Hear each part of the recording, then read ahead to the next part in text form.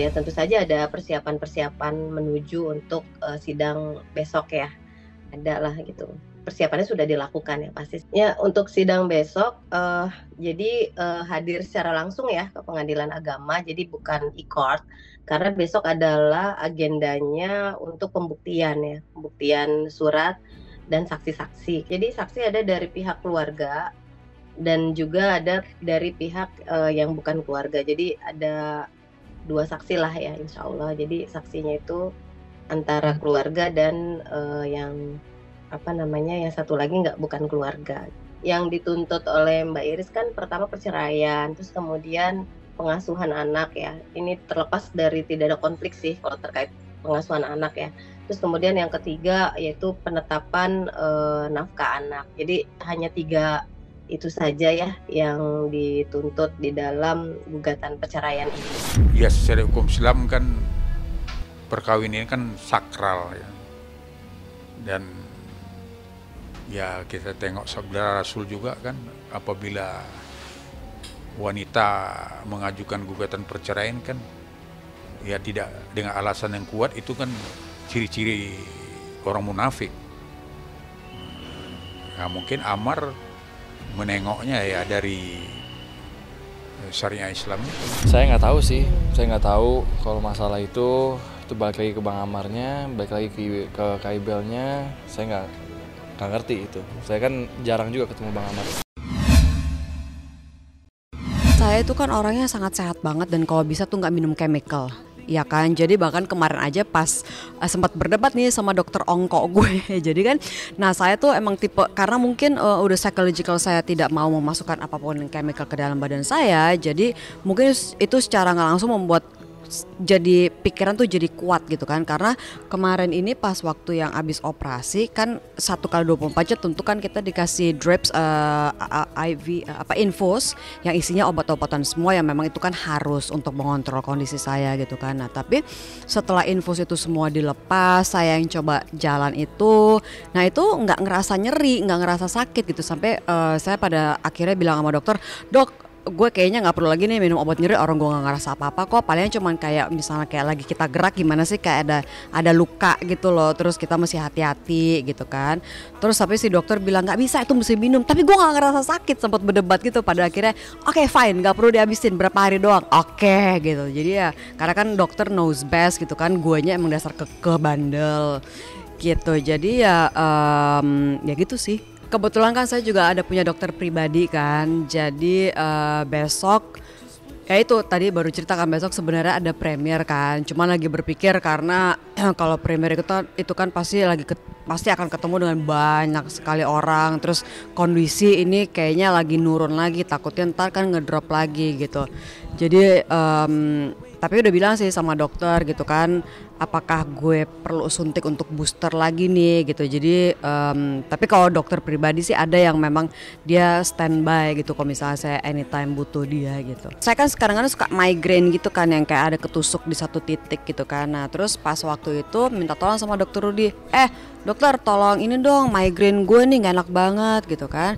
Terus sama dia akhirnya ditusuk lah titik-titik. Nah karena kebetulan saya lagi sakit, jadi salah satu titik yang dia tusuk itu ya di bagian yang sakit itu, terus ada titik-titik yang lain. Nah surprisingly saya kan orangnya juga skeptik banget kan, saya harus menjalani dulu, saya lihat hasilnya cocok atau tidak, bukan bagus atau tidak ya, cocok. Karena kan tiap orang beda-beda, cocok sama saya atau tidak. Nah kebetulan sama dokter Rudi ini setelah ditusuk sama dia untuk migraine saya, itu berapa lama loh saya nggak ngerasa migraine sama sekali, walaupun lagi pusing kayak apa atau mungkin cuaca lagi panas kayak apa, nggak ada sama sekali gitu. Palingan jadi setelah itu saya kayak oke, interesting ya, berarti emang pengaruh. Saya sih sebenarnya ada punya rencana dengan teman-teman dokter saya gitu kan, tapi bukan berhubungan dengan dunia entertainment. Kita tuh pengen banget buka klinik kecantikan, klinik kesehatan akupuntur gitu.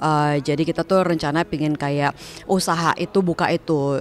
Jadi kayak ada klinik akupunturnya, kesehatannya, tapi ada juga tempat untuk makannya. Nah itu kita pengen banget bikin itu di di tahun 2024 gitu kan. Kita lagi cari-cari investornya. Kalau ada yang mau investor boleh loh. Jadi ya itu sih, kita pengen banget itu buka di 2024 gitu kan. Karena kan dunia entertainment kan sangat naik turun banget gitu kan. Jadi kan kita nggak bisa terus berandalan sama itu ya. Jadi ya saya sih pengennya di 2024 itu ada bisnis yang berhubungan dengan kesehatan juga sih ujung-ujungnya. Kita sudah lama berbicara itu kan, karena kan ya sebenarnya kan ada klinik juga tapi kecantikan yang sosial yang di Balaraja itu. Nah itu kan kita sosial sudah ada, tapi kan pingin cuan juga dong ya gitu kan. Jadi kan supaya balance gitu, apalagi kan sekarang ini semua harga naik, pajak tinggi, dan kita kan nggak bisa bilang enggak gitu kan. Jadi ya kita pengen cari yang cuan-cuan. Nah terus kembali ke masalah yang kenapa tradisional, ya itu balik lagi saya tuh suka yang serba natural, tradisional gitu. Nah kalau akupuntur itu kan bisa untuk bukan hanya kesehatan tapi kecantikan pun bisa gitu, untuk problem-problem itu bisa akupuntur gitu. Jadi kita mau menaikkan konsep itu gitu. Nah juga kebetulan kan yang akupuntur itu adalah dokter, dan di sini kan dokter kenalan saya itu, jadi dia dokter iya, tapi dia belajar di Cina untuk akupunturnya itu gitu. Jadi bukan cuma asal sekedar gue punya jarum gue tusuk gitu, enggak, memang dia belajar gitu. Jadi ya di sini tuh kan untuk akupuntur kayaknya masih kurang kedengeran gitu. Jadi kita mau menaikkan itu gitu. Jadi kalau bisa ya chemical ya mau nggak mau gitu kan, kalau misal memang harus terpaksa. Tapi kalau misal kita bisa maintain dengan pakai cara yang lebih natural, kenapa tidak, justru lebih bagus gitu. Pertama, ini adalah ranah pribadi ya Mas, ini bukan ranah publik. Jadi kita berpikirnya ini tentunya sudah ada jalur atau mekanisme yang ditempuh oleh mereka masing-masing pihak. Itu yang pertama. Yang kedua, dari pihak asosiasi kita belum mendapatkan laporan terkait hal ini Mas, dan ini tentunya sudah melalui proses yang semestinya melalui operator ataupun melalui proses yang lain. Demikian menurut saya. Sekali lagi yang saya bilang tadi, ini adalah urusan pribadi Mas, tidak ada kaitannya dengan profesi. Yang pertama itu. Yang kedua kan tentu hal seperti ini bisa terjadi di profesi yang lain juga. Ya, ini viral karena mungkin terkena pada profesi pilot gitu. Tentunya kita nggak bisa menutup mata bahwa ini bisa terjadi di profesi yang lain, dan kita secara organisasi tidak berurusan dengan hal seperti itu. Menurut saya sih sebaiknya diselesaikan secara kekeluargaan, karena ini urusannya adalah urusan personal.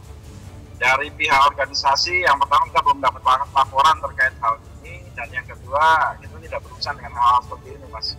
Saya belum mendapatkan cukup data terkait hal ini. Ini adalah mungkin urusan dari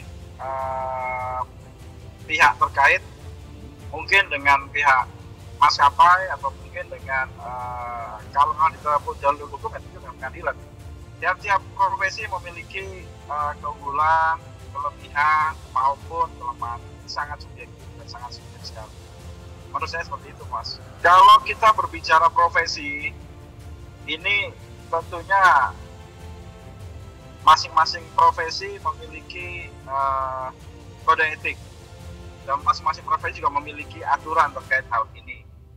Dan untuk dampaknya secara teknis tidak ada Mas kalau sebagai seorang pilot, tapi tentunya secara psikologis mungkin ada berpengaruh terkait hal ini.